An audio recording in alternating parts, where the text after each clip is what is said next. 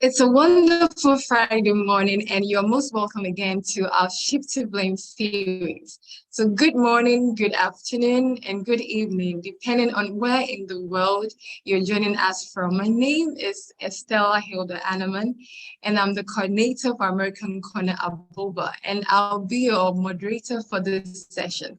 So American Spaces provide access to current and reliable information about the United States through book collections, internet access, events, and activities for everyone. So today we are discussing a very important topic, which is let's talk about sex, the power of a no and owning your choice.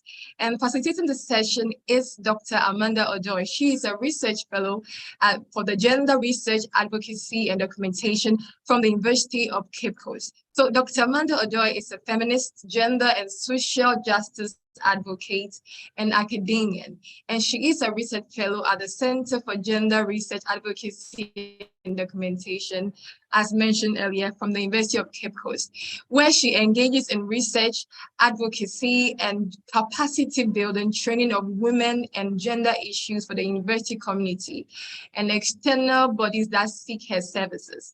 Also, she's an affiliate lecturer with the School for Development Studies in the Department of Population and Health, all at the University of Cape Coast, Ghana, where she teaches gender and sexuality related courses. So Amanda holds a PhD in development studies, a master's degree in sociology, in economics and sociology from the University of Cape Coast. She's also an alumni of the Flinders University Australia Awards Fellowship Program and the Ghana Alumni Ambassador for the Australia Awards Africa. So without wasting my time, so during the session, please type all your comments and questions in the comment box below and they'll be well addressed. So thank you for staying with us. And now I'll hand it over to Dr. Amanda Odoy.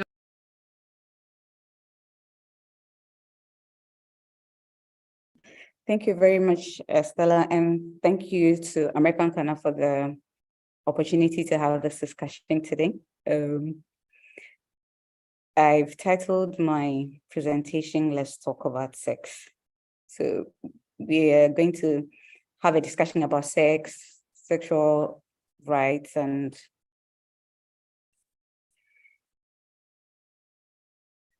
okay.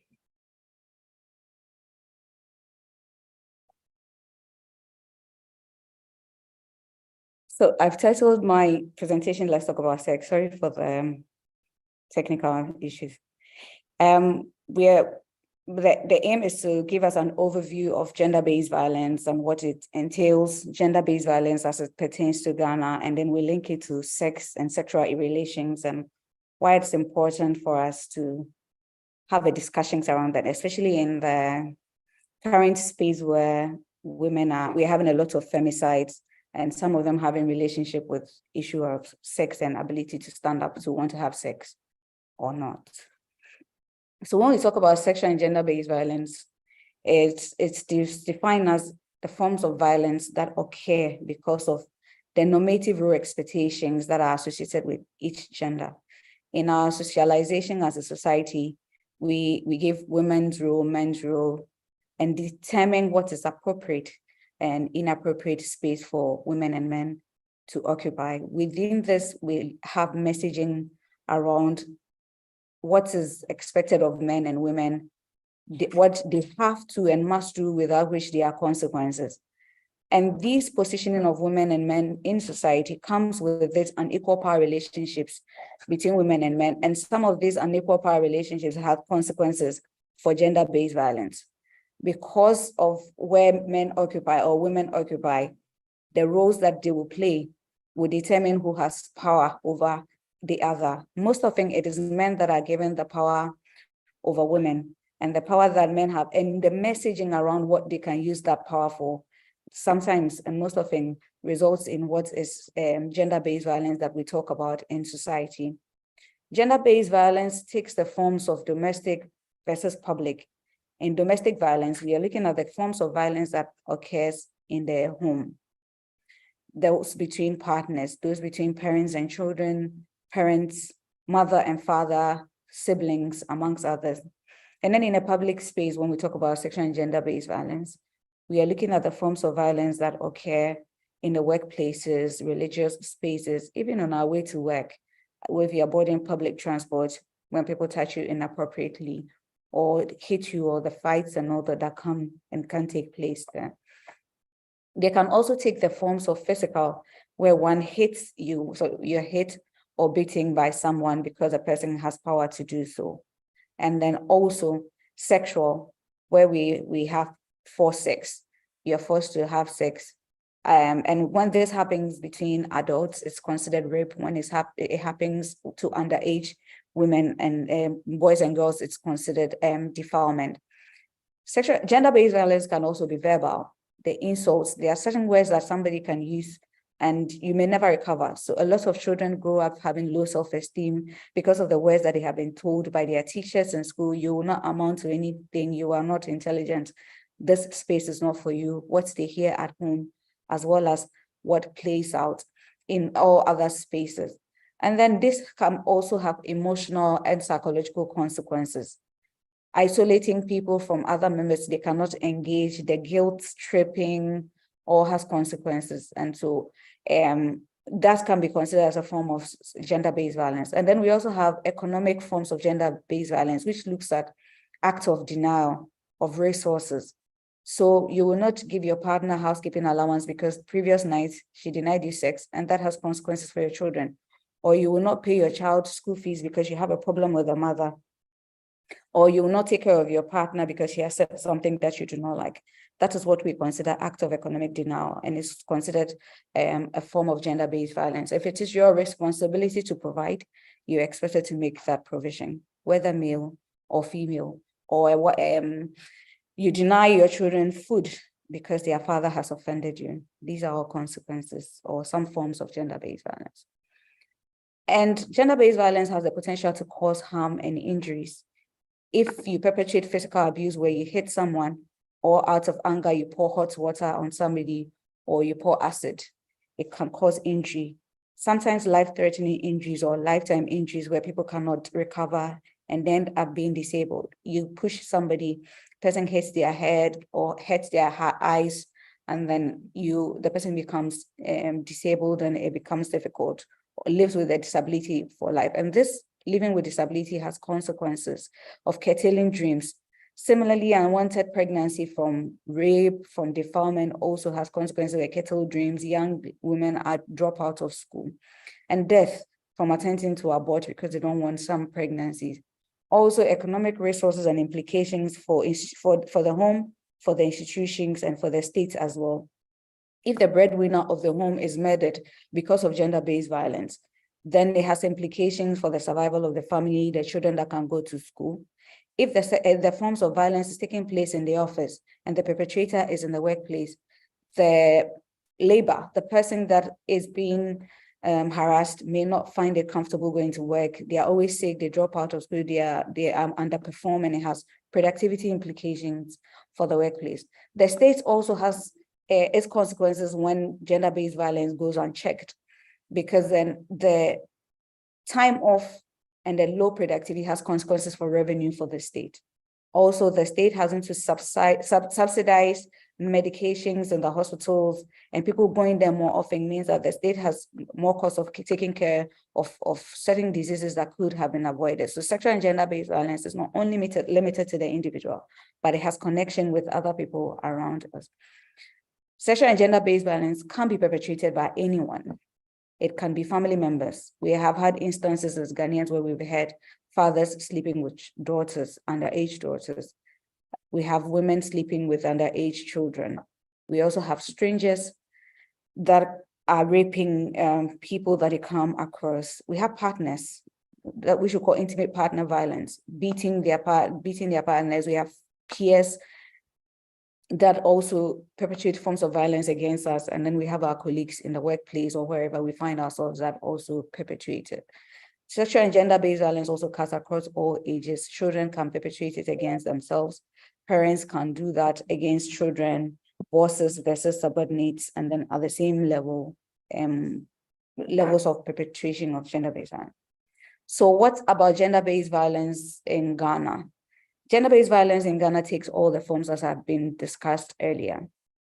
We hear this in our daily reports from the media, domestic violence and victim support unit annual reports, and even our community knowledge, where we live, the things we hear day in and day out from the stories our aunties, grandmothers tell us about some neighbors and what happened. And even in our homes, what we see, sometimes those of us who grow up in abusive homes, what we see done to our parents or other family members that we live with.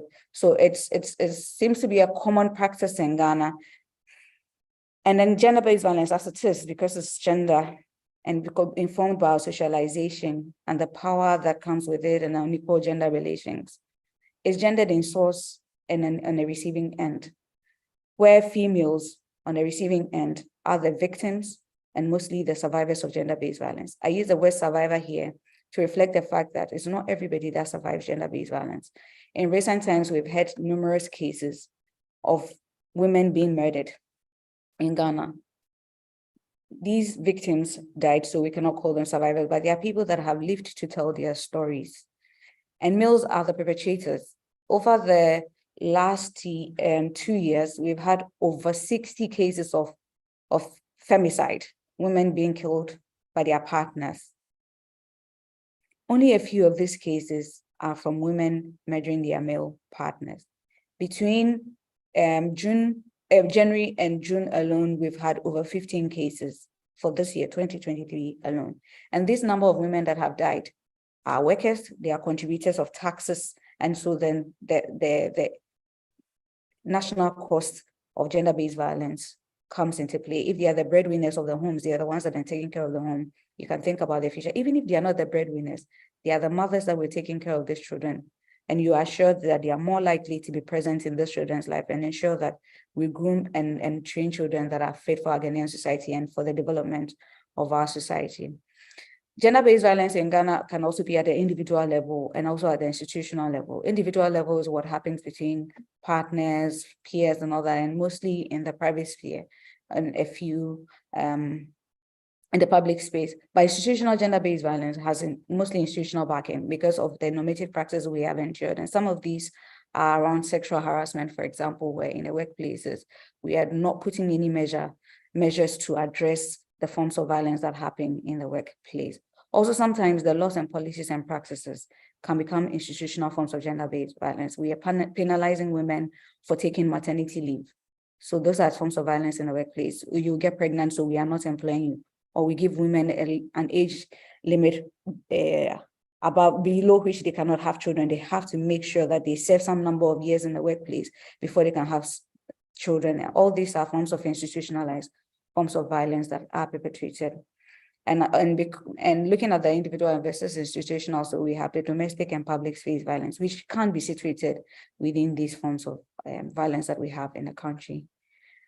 Domestic violence in Ghana, or gender-based violence in Ghana, thrives basically on sociocultural norms and practices, what we have accepted as appropriate and can be done to people. One key thing is normalization of violence against women. Almost all cultures in Ghana facilitate gender-based violence through what we perceive as power to correct that we position on men. So from childhood socialization, messages you hear if you're a girl, if you don't learn how to cook, if you marry, your husband will bring you back home. You're too stubborn. If you don't change, you grow up and you marry, your husband will beat you. Men must correct, men can correct. During marital ceremonies, marital relations counseling, what you are told is that a woman must be submissive and must be respectful, out of reach or transgressing, that when you transgress such messages, then your partner can correct you. And to what extent correction is defined in our context is the fact that he can beat you and he can bring you back home. He can deny you material resources. And all this are forms of gender-based violence, which are our norms and practices and language and practices are normalizing. And also the culture of silence when it's happening, mostly when it's happening to women, we keep quiet. Oh, don't worry, we all went through it. You will be fine. With time, you will be okay. this is no new, you're a woman, you should understand, you have grown up in Ghana. And then when it's happening, oh, the police will handle it, especially in recent times of femicide. We are waiting for the police to take action. But this goes beyond the police right now because we are losing lives of women, we are losing lives of generations, and something must have been done about it by now. The question we ask ourselves in our various spaces is, if these were happening to men, will we be quiet? If we have had close to about 100 men, and these are the numbers that are in public. So we can imagine those ones that do not come out. If it was happening to men, we will be this quiet. And this is also because we have lack of recognition of rights of women as equal citizens. We don't actually perceive women as equal citizens because we do not value the role women play, and we do not position them in spaces where they are decision makers. So when they happen, oh, these women, they are troublesome, it will go away, it will die off, and then because we don't give it audience. So women haven't in Ghana still been recognized to have equal rights to citizenship, even as members of the Ghanaian society. In 1999, women in Ghana hit the streets because of the murders that were happening. It took a lot of agitation, protest for a little attention to be given to it. Then after, there was a domestic violence and a coalition that was formed, there was a push for a bill and then an act where we have the Domestic Violence Act of 2007. Then, about 2 decades after, we are back to the same thing with the assistance of the Domestic Violence Act.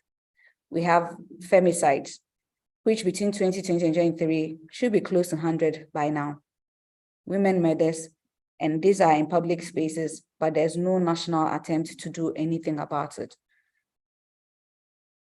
So these young women in 2021, this is one of the few reports that spousal murders, boyfriends, and to the extent that some of them had already warned the parents of these young ladies that if they do not talk to their daughters, they will not like what will happen. And these are just relationships, they are not marriages, some are just mere relationships that people are. But then because we're giving power to men, whether in marital relations or not, to be able to engage in such actions. Then victim blaming. Okay, so it's your fault. Whenever gender-based violence happens, we ask, what did she do?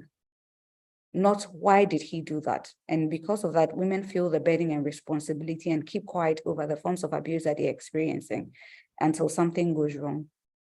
One of the murders that was in the news in 2021, what the brother of the woman said was that divorce would have been the only solution if she had left.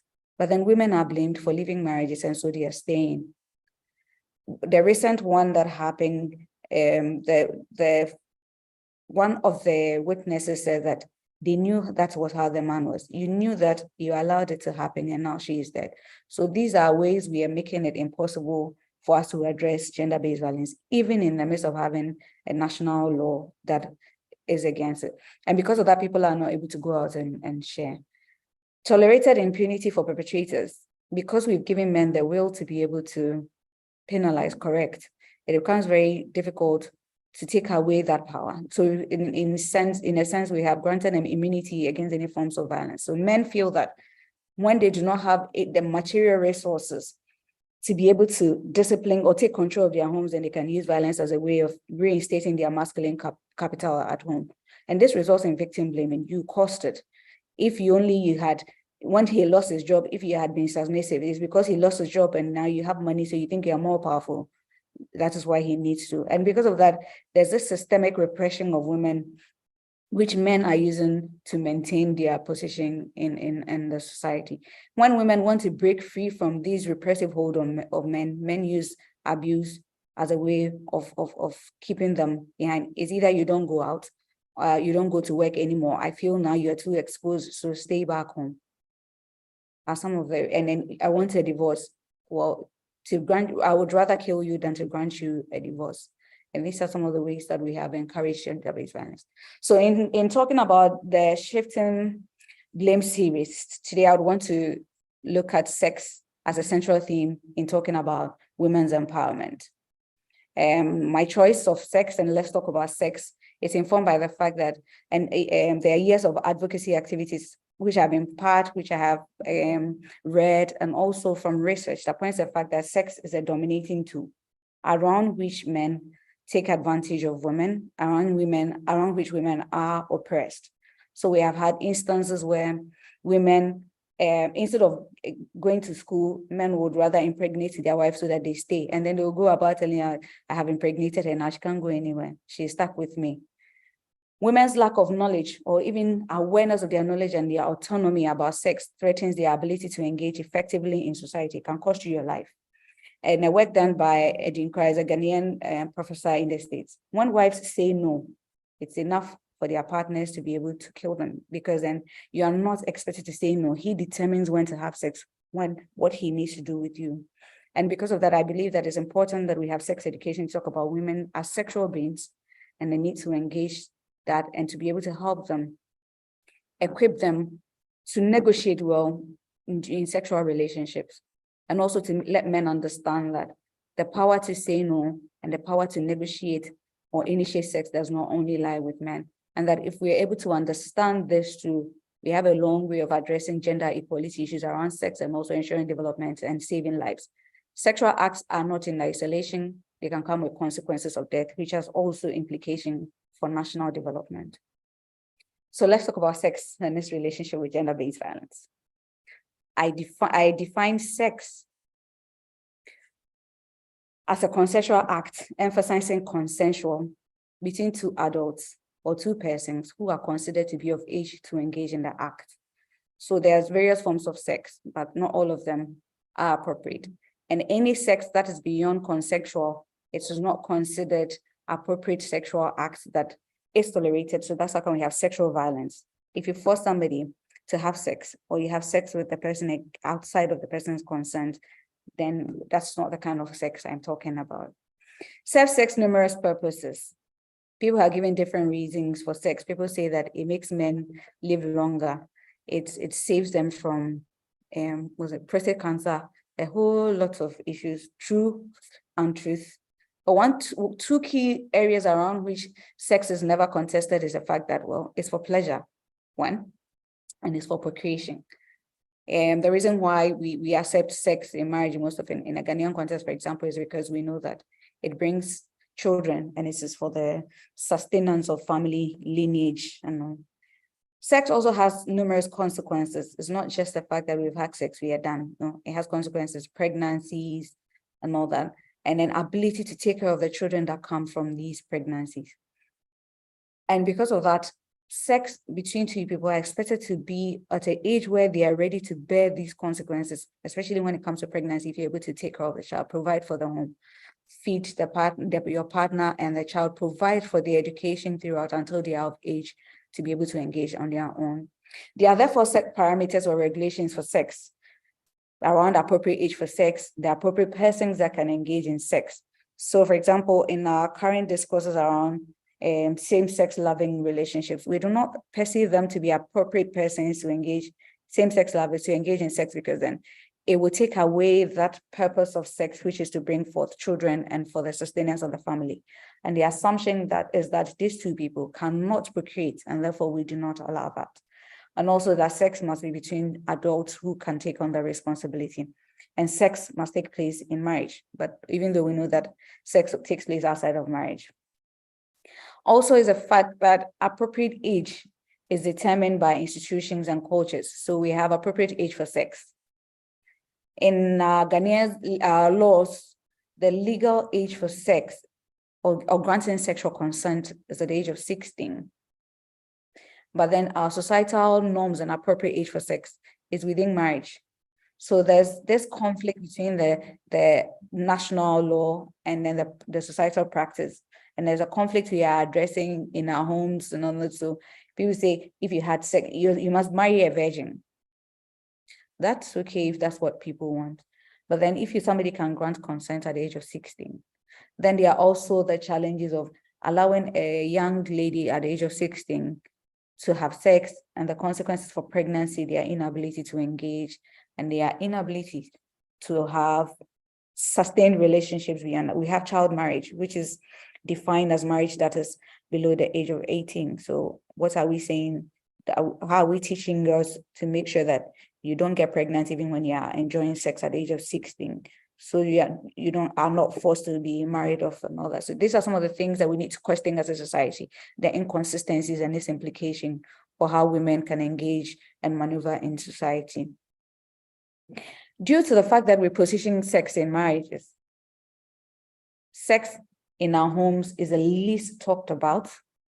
To openly talk about sex is a taboo in most homes, out of fear that you expose them to early sex, that when you talk to children about sex, they will go engaging in sex, or the cultural norms and religious understanding of when to how to talk about sex. So these are social media posts that I found. So there's this lady that shared that she has had 3 children who go to their grandmother, that's her mother, but she has not been able to, and she's over 30 years, she's not been able to come around to tell her parents that she's been having sex. All she knows is that the parents should accept the fact that she has children and they have grandchildren. And then other people were sharing their stories. One person said the husband is very touchy when they are in their spaces, but in the presence of their parents, never, not even a kiss, a peck on the cheeks, and because then the assumption is that they must not know they are having sex. But these are ways that we are covering up things that are happening. And in essence, when women are going through sexual violence, they will not have the outlets to talk to people about it. If you can't talk to your parents who are close to you, then you can't even seek external support to talk about such issues. And because of that, sex is also the least of all the acts around which we teach consent to children and even adults. When children are growing up and they need support, or you're training them, it says, oh, when somebody gives you food, say no, I will not eat. Or if someone is forcing you to do that, say, oh, I'm going to tell my parents, or my parents say I shouldn't, and that's all. So we teach them to own consent around certain things. But when it comes to sex, we shift the responsibility and ownership and authority over consent to adults in our lives and not the individuals involved. That when somebody asks you about sex, say no, I'll go and tell my mother, or I'll go and tell my father about it. It's not that, no, I don't want to, I'm not ready to engage in this act right now. Or tell them that your mother forbids. Why should it be your mother that forbids and not you that's not ready to? And this wrong messaging that we have has implication for women's empowerment around sex and ability to engage, and also for their productivity, because then you're supposed to be available for sex whenever it is, even when you are not ready and not of age, failure of which has consequences for you.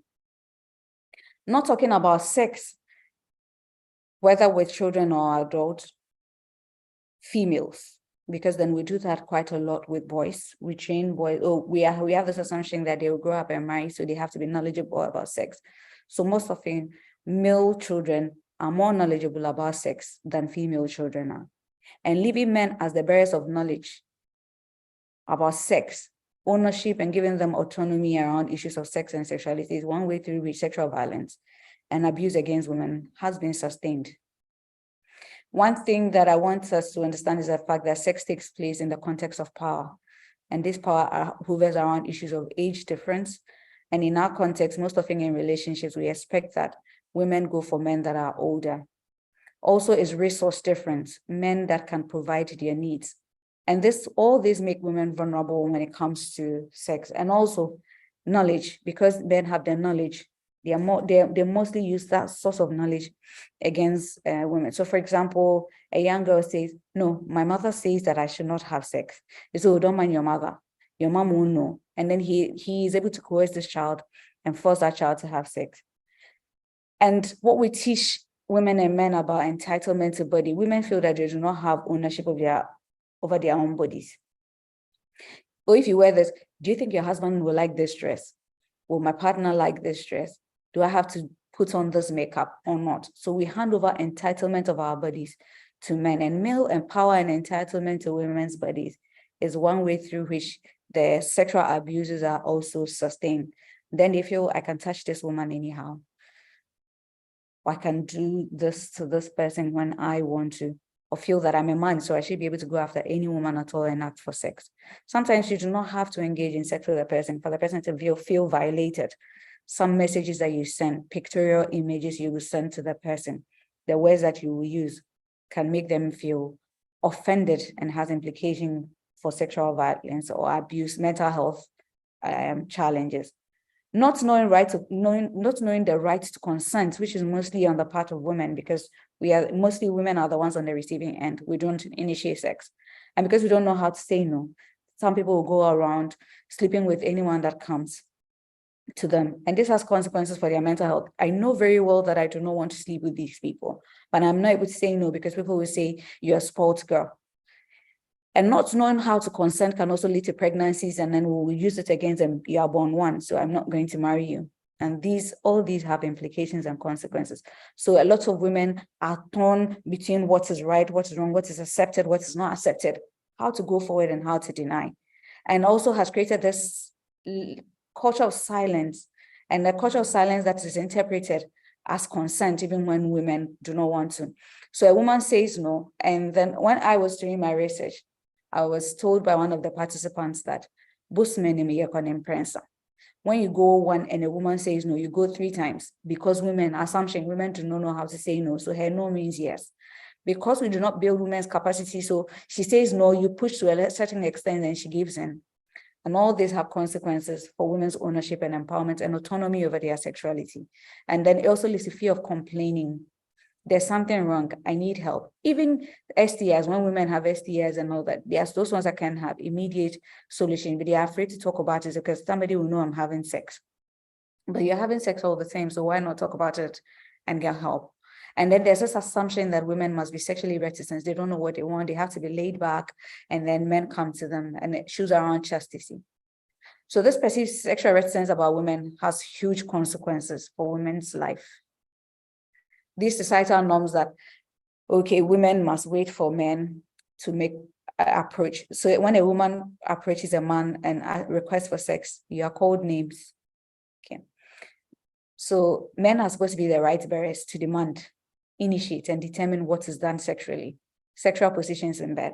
I was teaching my class once, and then this was a level 100 class. And then they told me that in sexual positions, men must always be on top, because that's what the Bible tells them, that men must always be on top. So if a woman takes over, then a man feels that there's the gender order has been reversed. And these are notions, these are norms, these are messaging. I've had instances where people believe that the polygamy must be allowed because male sexual desires and libidos are higher, and all these have consequences for conquest over women, and also what's the appropriate time to have sex, and even number of children. And then a woman's sexual assertiveness in the midst of these knowledge, and then her perceived autonomy or otherwise has consequences of what she can do. Especially expressive woman, whether married or not, is seen as a prostitute or too exposed and needs to be tamed.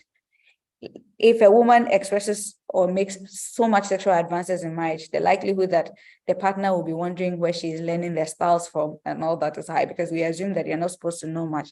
He is supposed to teach you. So if he doesn't know the things that you're teaching, then it has consequences. And this may be used as a form of suspicion, judgment, policing your movement. Their partners, their stories, we've had partners have asked their wives to stay back home just because they feel they are too sexually exposed. And so somebody will make advances at them if they are at the workplace and will sleep with them.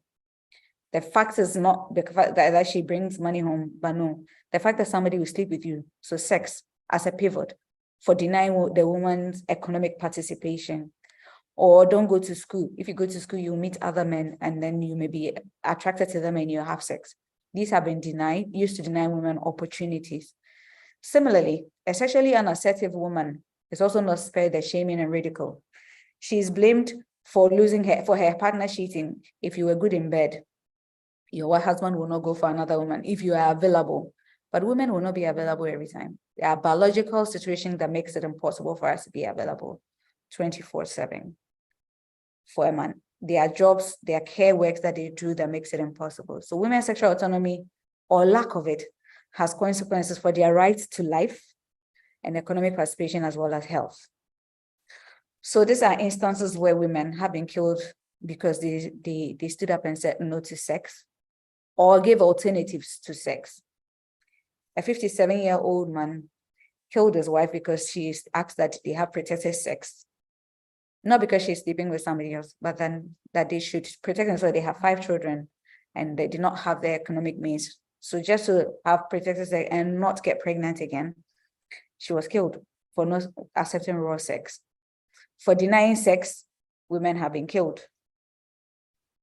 And for suspicions of the woman likely seeing somebody else or having sex with somebody, they have also been killed. So sex just is not just an act when it comes to a Ghanaian context or in the context of gender-based violence. It has huge consequences. So these women have lost jobs. Families have lost children that could have been breadwinners, that were raising other people in society that would have come to be very important to the survival and development of the Ghanaian society.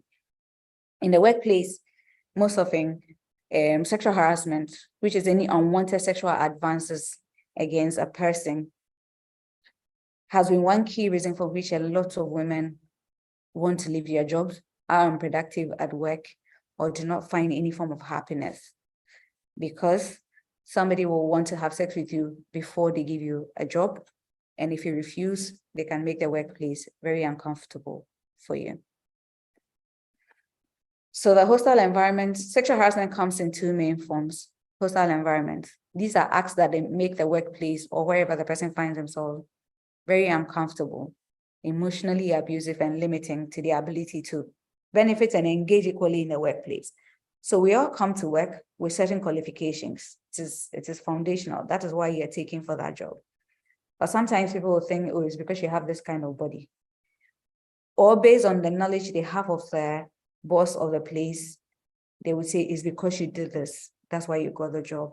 And most often, some of these words around sex and sexually transmitted progression in the workplace has been around women, has been centered on women, denying women's ability to engage equally in the workplace. So a higher performing woman is even denied a position because the assumption that you may not be good enough. Somebody is making you progress because of that. To get a job is even difficult for some women because of sex. So this is an image I got from online. It says, I have seen the C, now I want the V. So it's not so important, the qualification the woman is bringing, but then sex. And then there's a child here in this image that's in, also this is what the future looks like.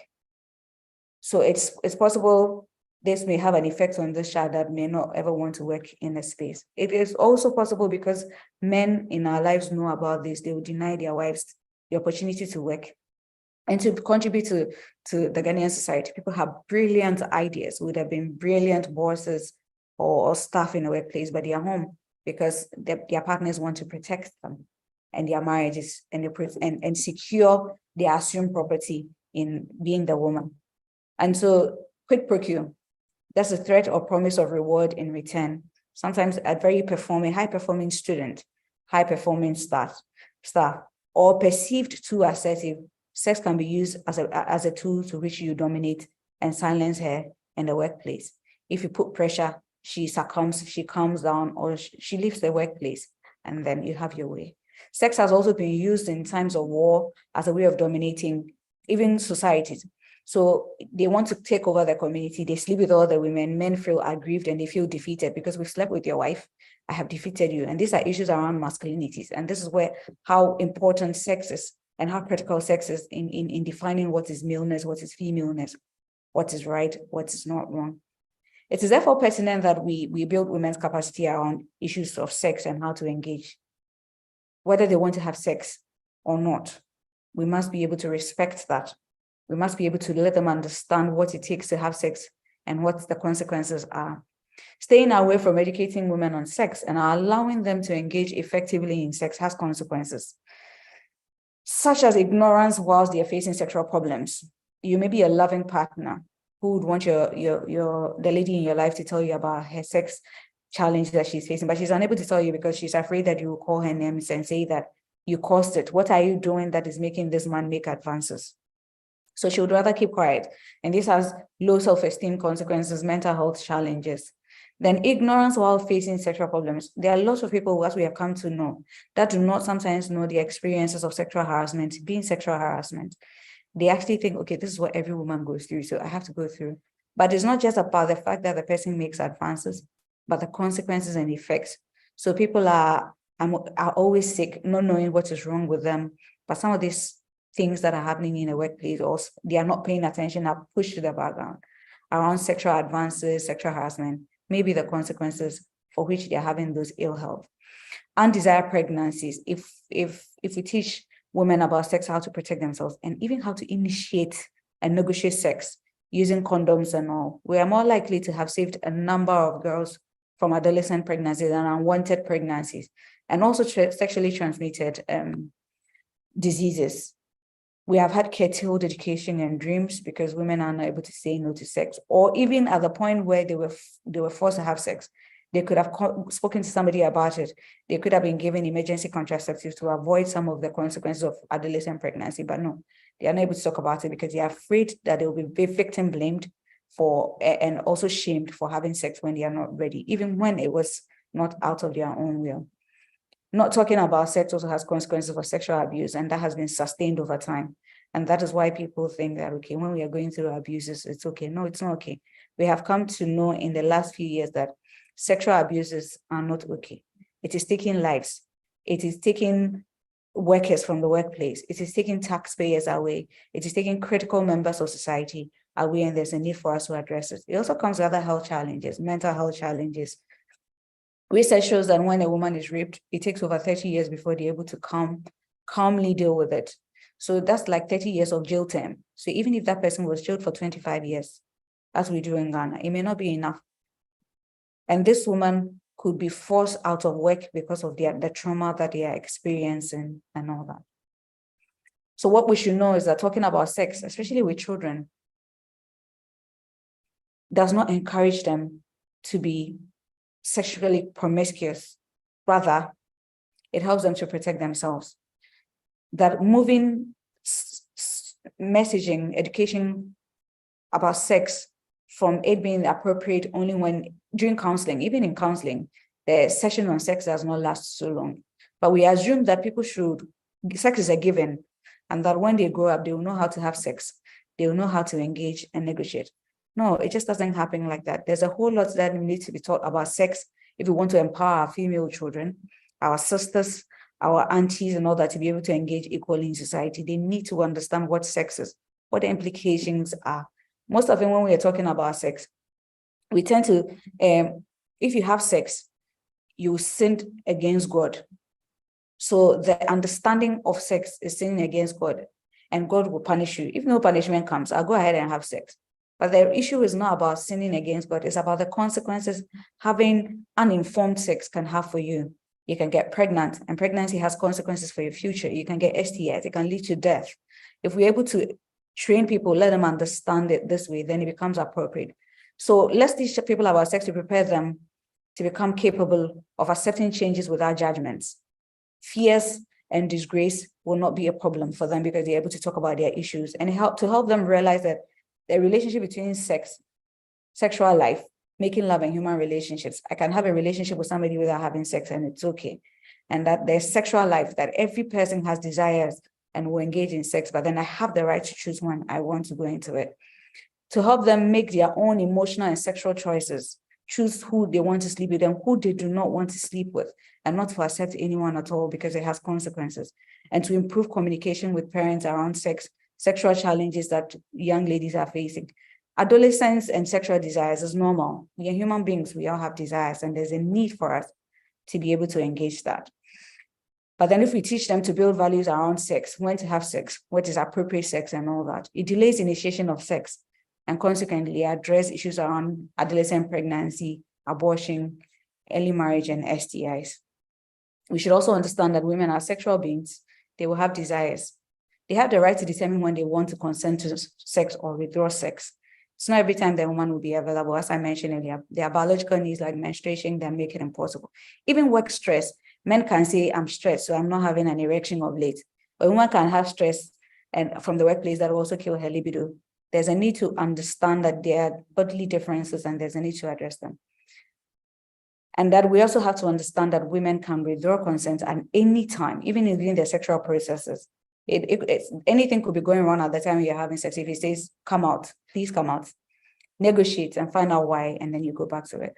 I also hope that women will understand that consent must be active and that it involves respecting boundaries. If the person says no, we can move. Men must also understand that it's mutual, it's respectful, and it's retractable.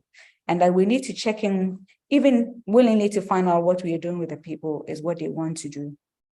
and that consent is key to women's empowerment. Taking away a woman's sexual consent has consequences all over her ability to work, earn an income, and to be able to own her space.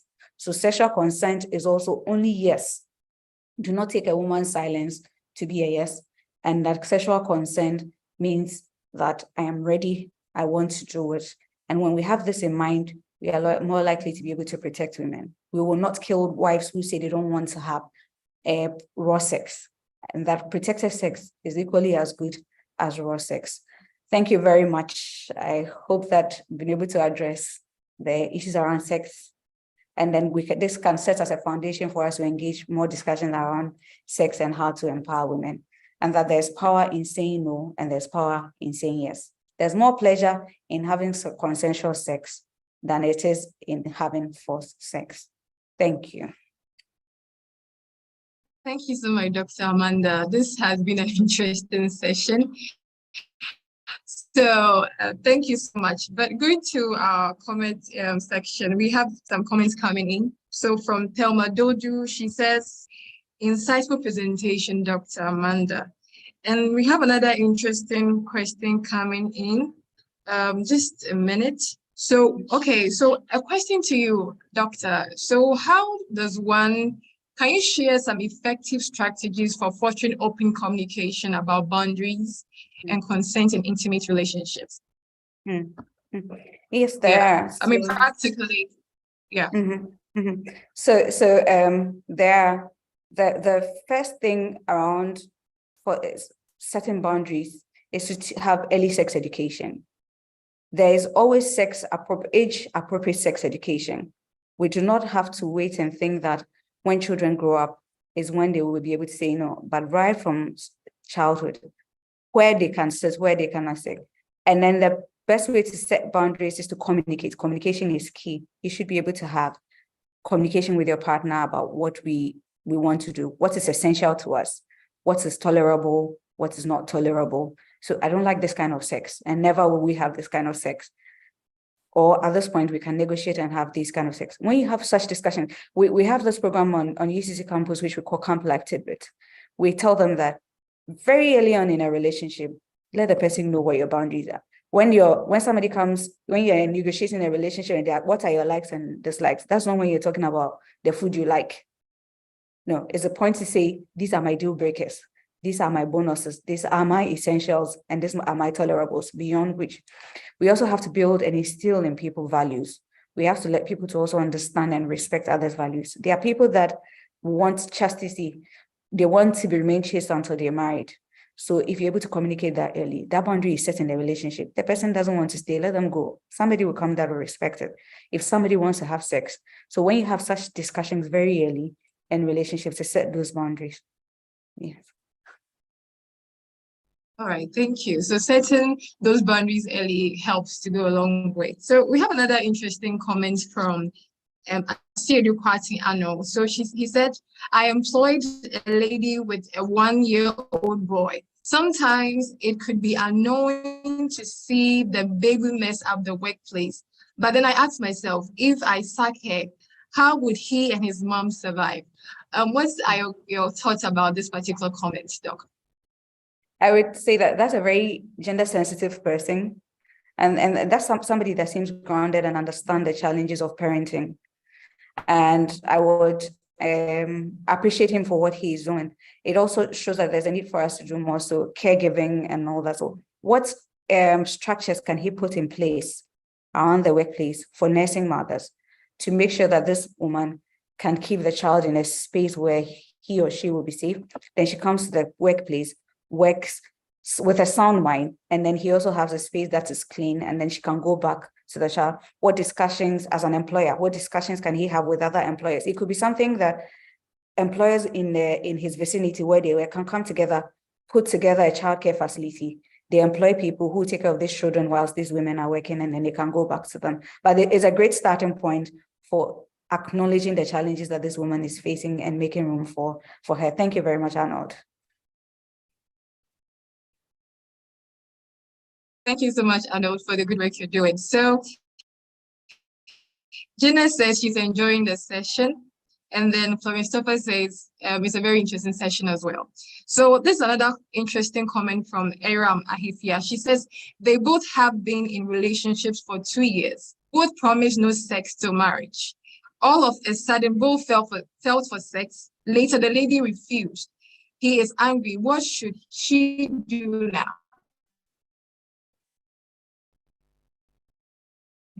I think there is a need to talk.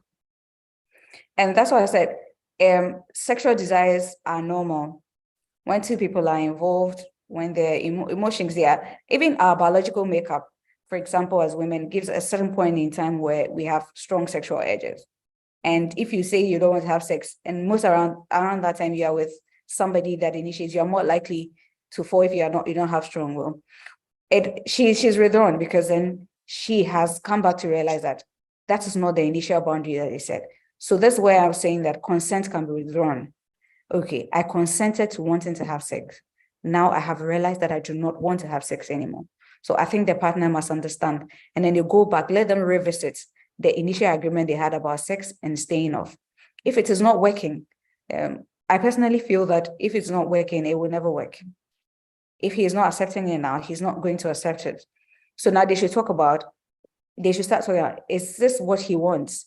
Without sex, is he still ready to stay in this relationship? If not, then they should find ways of dealing with it. I'm not saying they should break up, but then I would say that if that's the outset, she should be able to say no and move on. She'll find somebody, most probably find somebody that's ready to let her wait. We do not have to, because going against your value also has consequences for you mentally, emotionally, and all that. She's going to live with the guilt and all that for the rest of her life, which has consequences. She's also not happy because she can give in to the sex and end up being very unhappy in that relationship and even lead to a breakup. Okay. All right. Thank you so much for that response as well. So talking about the context of marriage, research shows that more people go in for the male condom is more used than the female condoms. And so if there is a situation whereby a woman suspects that her husband has multiple partners, and yet so the husband does not want to use a condom, what would you advise the woman to do? That's a very tricky question. And this is where gender construction comes in. So we give power and authority to men and the ones to decide what happens in sex. I believe that it's time for the woman to seek counseling, go get some medical support. There should be need for frequent medical checkups while she buys her time. Does she think that her life is at stake if she continues to engage in in sexual relations with this partner? Is she ready to stay in this relationship? If she is, what kind of conversations can they have? Because it is easier to get a man to use the male condom than to get the female because it's not easily accessible. A lot of people do not know about it. So they need to have a conversation, and they have to understand that having protected sex is nothing different. Have they had children? Do they not want to have children anymore? They can use those ones as excuses to stay off. Okay, let's use protected sex for now because I don't want us to have children. While she buys her time to take a decision, but I think she needs to talk to a marriage counselor or a psychologist, somebody that can help her negotiate this relationship very well. Right. Thank you for that cue as well. So another interesting comment from Yoda Mariam, she says society makes it hard for married women to report when they are raped by their husbands because they think a wife is supposed to give sex all times. How should women go about such cases? The Domestic Violence Act takes care of all forms of sexual abuses, even marital rape. Even though the provision that clearly address marital rape seem to be silent, all forms of rape are rape irrespective of where it takes place. The only problem is the fact that women feel, or there's this assumption that for the fact that you are married, you have automatically consented to having sex. So it's a key problem. But if your partner forces you to have sex, first step, you have to let the person know that what he did is against your will and it's considered as rape. And then the next step is to want to decide at which point you want to go tell somebody about it. You need to talk to people. You need to a lot of men think that when a woman says no to sex, they still want it. As I mentioned earlier, that they are proving tough and all that. So they actually assume that forced sex is normal, even not in marital relations. So I want the person to know that marital rape is an offense, irrespective whether you are married or not is an offense. That she wants the person to know. You can have that engage and let the person know this is rape and I'm not going to tolerate it. Beyond that, if it is not happening, she can report to the domestic violence and victim support unit and get something done about it, or talk to somebody in the family and let the person know that these are my boundaries. When I say no, no. When I say yes, this is what I mean when I say yes. Okay.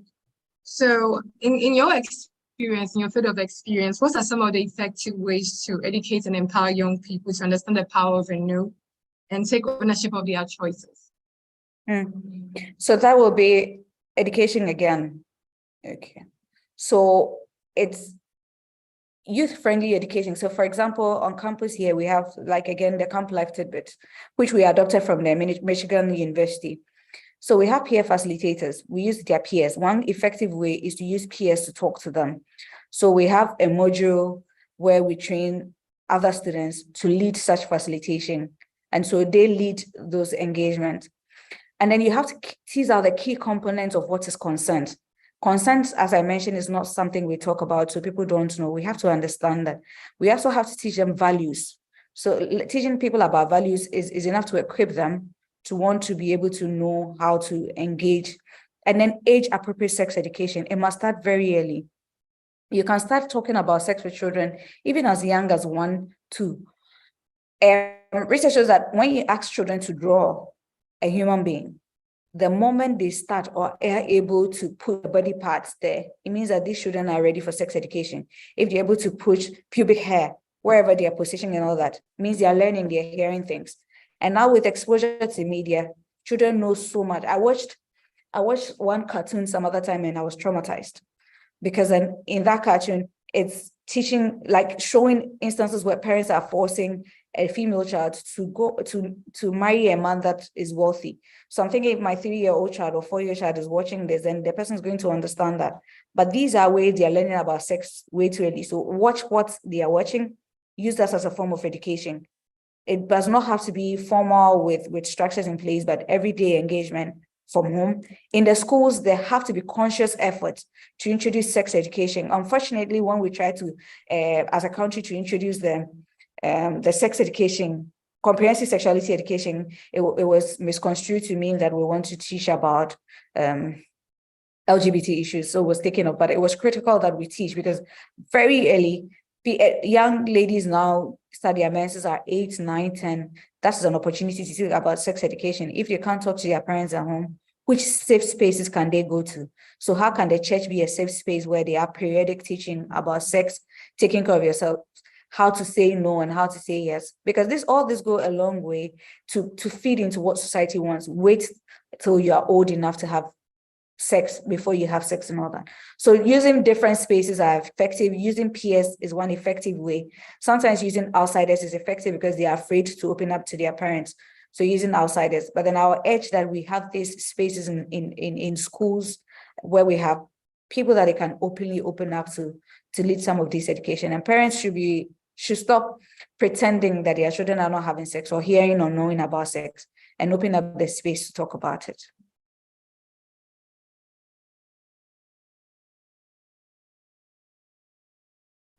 Oh, thank you so much.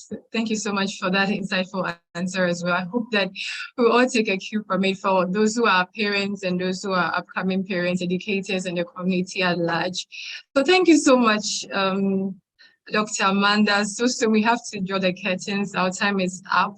But thank you so much for sharing all your thoughts, your research, and all this insightful, information with us once again. So before ending today's program, I want you to know about an amazing online resource that you may find helpful. This is the eLibrary USA. The eLibrary USA is the state-of-the-art digital library with 9 premium electronic databases that include digital newspapers, magazines, journals, videos, and dissertations. So usually this resource is only available to use in our American spaces, but with the global pandemic, we are opening up access to this amazing resource. If you are interested, you can just sign up using the link that can be found in the comment section below. So this program was proudly brought to you by the U.S. Embassy Ghana American Corner Boba in partnership with Mobile Web Ghana. And that concludes our program. Do well to actually subscribe to our channel as well. So anytime we have a session, you have a notification. So till we come your way again, thank you so much for joining us today and have a great day. Bye.